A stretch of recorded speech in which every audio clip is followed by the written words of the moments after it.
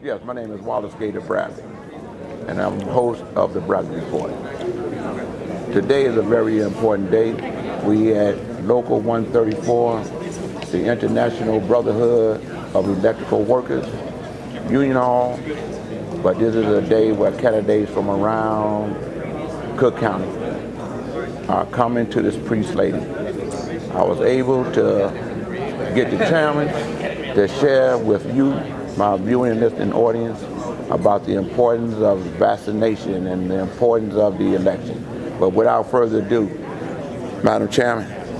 Thank you. I'm very grateful for the opportunity to be on your program, Gator. And I just want to encourage all of our viewers to get vaccinated. You know, we run a public health system. Right. Half of our budget is public health. And it's really critical, if we're going to be safe in our neighborhoods, in our communities, that people are vaccinated to protect themselves, the people they love, and their communities. So if you haven't been vaccinated, it's not too late. You can go out and be vaccinated. You know, one of the things that's important, I'm glad that God allowed me to become a senior citizen. And I'm glad that I'm over the age of 65. Right. And they've been talking about the booster shot. So could you share that with my viewing audience? Because it's very important that we get vaccinated. I've lost a lot of friends. I know you've lost a lot of friends. Of course. So, like you, for them not to get it from a third perspective, by you being the leader of the health system within Cook County, let them know the importance about the booster shot and what is happening. Sure. So there are 3 shots: Pfizer, Moderna, and Johnson & Johnson. Okay. And Pfizer has been approved as a booster, and it's been recommended for people who are immune compromised, people who have some challenges around their immune system. They could be undergoing chemotherapy, or they could have some chronic disease. The Moderna vaccine, we think, is about to be approved for a booster. Mm-hmm. So far, there's nothing on Johnson & Johnson. But if you got a Pfizer shot, and particularly if you're a senior citizen like you and right. me, Yes. okay, you and I, we need to be sure that we get the booster, okay? And hopefully Moderna will be approved for a booster shortly. I think it's really critical, especially for people who are gray-haired, right, to do this. Or bald-headed. Or bald-headed. Right. Let me just say, you know, most of the people who have succumbed to the disease are senior citizens. Yes. Now, I will tell you, though, that I went in the last week to a service for the daughter of a friend who was 40 years old. So anybody, no matter what you're, and she had not been vaccinated, anybody, you know, can succumb to the disease. But it's particularly important for our seniors to be vaccinated. You know, Madam Chairman, I know you running for re-election, and we're gonna get into that. I just want my viewing audience to see what I know.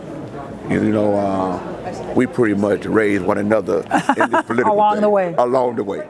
And the thing that's very important is that they need to know how hard it is, not just to be elected official, but to be seen as a leader, because you have the responsibilities. You got to take it from the ungrateful. You got to accept it for those that appreciate you. You know what I mean? So let them know about the wear and tear that's on you. Well, you know, I always say if you're going to be an elected official in a democracy, you have to beg, wheedle, cajole, apologize for things you didn't do, right, and try to work with people you can't stand. And that's a challenge. Right. You know, one of the things that I like the way you co-mingle with the different levels of government, be it federal, be it county, be it municipalities, you know, and the state. I came to you about the importance of the Nursing Home Care Act, and you worked with Brandon Johnson. Commissioner Brandon Johnson. Commissioner Brandon Johnson. And you took up the concerns, and I learned a lot about Medicare and everything else, because you showed me the boundaries of the different levels of government. And you and Brandon and the rest of the commissioners came together, and you pushed that resolution of Save Our Seniors, you know. And then I was able to speak before Illinois State House Joint Committee that's dealing with reforming the nursing home industry. Right. And I was allowed to read A statement. that proclamation And the proclamation. into the record. Now, share with the people the things that you have done and why you're running for re-election to be the president. Sure. Well, when I was first elected in 2010, I said I'm going to try to work to improve access to health care and the quality of health care we deliver in our public health system, and improve our criminal justice system. Now, we provide health care to anybody who comes to our door, and we have for 180 years. So that means if you don't have insurance or you're underinsured, we provide care for you. And many of our not-for-profit hospitals or our for-profit institutions don't do that, can't say it. Right. And we've done it for 180 years. And I'm very grateful for the leadership now of Israel Rocha, who's our new Chief Executive Officer. I'm very proud of him, and I think we're going to continue to make progress in terms of access and in terms of quality of the care we deliver. You and I have worked hard on criminal justice for a long time. For a long time. And we've seen a dramatic reduction in the jail population. You know, in this country, if you had cash and you were given a bond, you could go free. And if you were poor and couldn't pay that bond, you stayed in jail. And our jail, when I was elected, had 11,000 people in it. Correct. And now has 5,700. And that's because people who are accused of low-level, nonviolent crimes, drug offenses, shoplifting, not paying your child support, traffic offenses, are things people used to wait in jail from their arrest or trial because they couldn't pay $100, $500, $1,000 bond. And of course, anybody who had money could do that and would be out, right? Right. So we have reduced reliance on cash bond and reduced the jail population by being sure that people accused of low-level, non-violent crimes don't wait the time from their arrest to their trial in jail. And I think that's real progress. And you know, and I know, that really impacts the black community because disproportionately we're the people in the jail. Right. But you know something that my viewing audience wasn't aware? Every year you have this budget hearing. Right. And those individuals that you were talking about, it used to be over 1,100. Right.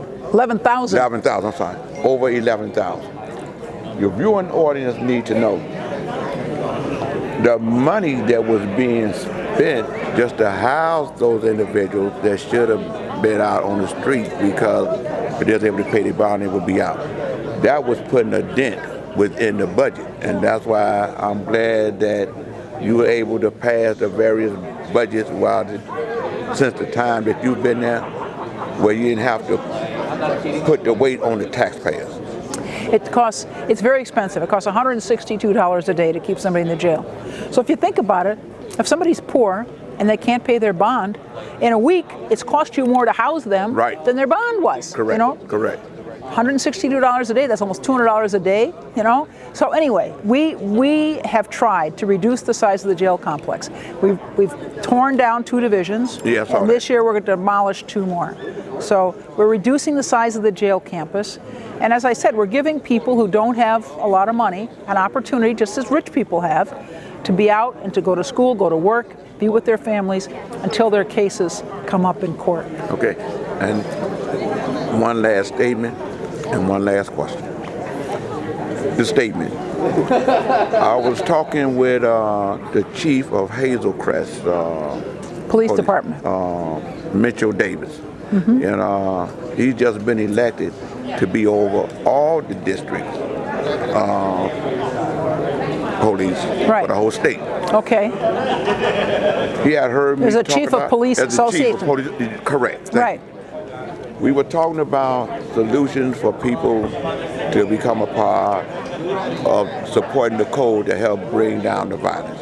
And the code is zero tolerance for senseless violence, shootings and killings, the abuse and the rape of women and children, the abuse and the robbery of seniors. So with that being said, I made mention to him that I was going to talk to you about it because he's trying to set a meeting up. Right. I told him that I would ask you if I ever get the chance for you to help make a public statement that you was in support of zero tolerance. Of course. You know, here's the thing, and I think this is how things have changed more recently in the last several years. There was a time when folks on the street would not go after old people. Right. They wouldn't go after family members. They had a That's right. beef with you. It's with you, not That's your, right. not your mother, not your kids. Right. Not your girlfriend. It's Right. you, right? And that's changed. And what we've seen not only is a massive increase in shootings, but the age of people who've gotten shot. Lots Right. of kids that have Right. been shot and killed. It's heartbreaking, Every life is precious, but particularly to see so many of our children attacked. It's just, it's very disturbing. Right. One of the things I know in the 90s, that I'm talking about now, we got to put that back out there where individuals can see that there's nowhere for them to hide, because we're not pointing the fingers or the blame. We all side with the same thing. We all in sync, law enforcement, spiritual leaders, and all of that. I just want to say, I appreciate you. I've learned so much. I've grown so much. It's almost like we've been tied at the hip of evolution to what's better. Well.